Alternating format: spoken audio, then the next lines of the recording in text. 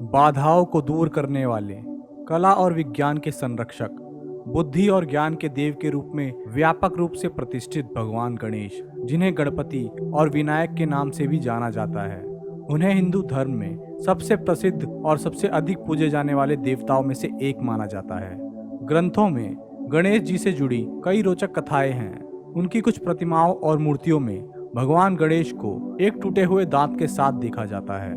अलग अलग पुराणों में इससे जुड़ी 4 अलग अलग कथाएं हैं। आज हम इस वीडियो में जानेंगे कि गणेश जी के एक दंत होने का महत्वपूर्ण कारण क्या था। पहली कहानी ब्रह्मांड पुराण के उपोद्घट पद के एक अंश में वर्णित है, जिसके अनुसार विष्णु के छठे अवतार भगवान परशुराम ने अपने शत्रु कार्तवीर्य अर्जुन और उसके साथ संबंध रखने वाले राजाओं को सफलतापूर्वक पराजित किया था, और इसलिए वह इन शत्रुओं से लड़ने की शक्ति देने के लिए शिव को धन्यवाद देना चाहते थे। परशुराम शिव का नमन करने के लिए कैलाश पर्वत पहुंचे, परंतु गणेश जी ने उन्हें रोक दिया और उनसे कहा कि उनके माता पिता शयन कक्ष में मौजूद हैं और आराम कर रहे हैं। गणेश जी ने परशुराम जी से यह भी कहा कि आप उनके आराम में विघ्न ना डालें। इस बात पर परशुराम क्रोधित हो गए कि उन्हें शिव को देखने से रोका जा रहा है, और इसलिए उन्होंने गणेश से लड़ना शुरू कर दिया। गणेश आसानी से जीत रहे थे, लेकिन तब परशुराम ने गणेश पर अपनी कुल्हाड़ी फेंकी और गणेश ने इसके खिलाफ लड़ाई नहीं की, क्योंकि वह कुल्हाड़ी शिव की ओर से उन्हें एक उपहार में दी गई थी। यह जानकर कि कुल्हाड़ी उनके पिता द्वारा दी गई है, गणेश उसका अपमान नहीं करना चाहते थे और उन्होंने उस कुल्हाड़ी का वार अपने बाएं दांत पर ले लिया, जिसके बाद उनका लहूलुहान दांत जमीन पर एक पहाड़ के भांति गिर गया। गणेश जी के एक दंत होने की दूसरी कहानी, जो महाभारत की कुछ पांडुलिपियों में शामिल है, जिसमें गणेश जी ने महाभारत को लिखना जारी रखने के लिए अपना खुद का दांत तोड़ दिया था, क्योंकि वेद व्यास उन्हें इसे निर्देशित कर रहे थे।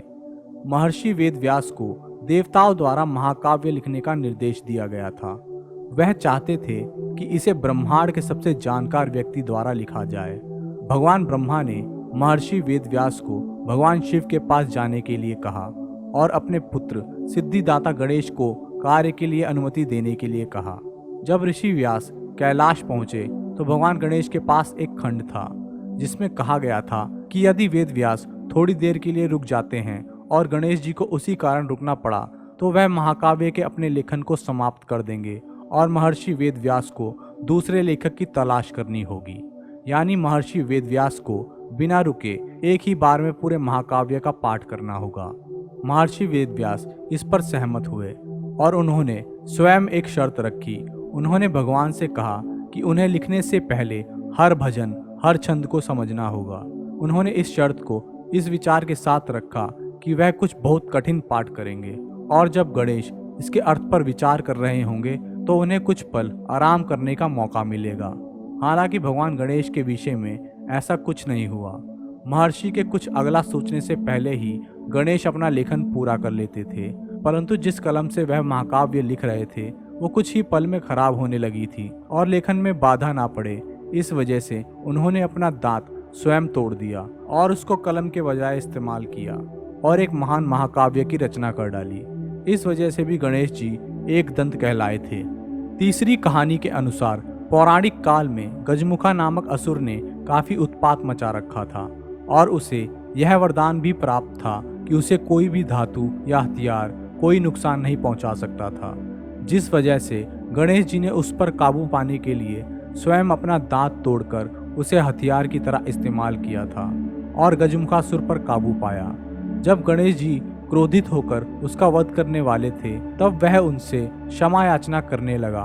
तब गणेश जी ने उसे मूषक का रूप दे दिया और उसे अपनी सवारी बना लिया। चौथी और अंतिम कहानी के अनुसार कुबेर के महल में भोज से वापस आने के बाद गणेश जी घर के रास्ते में अपने चूहे पर सवार थे।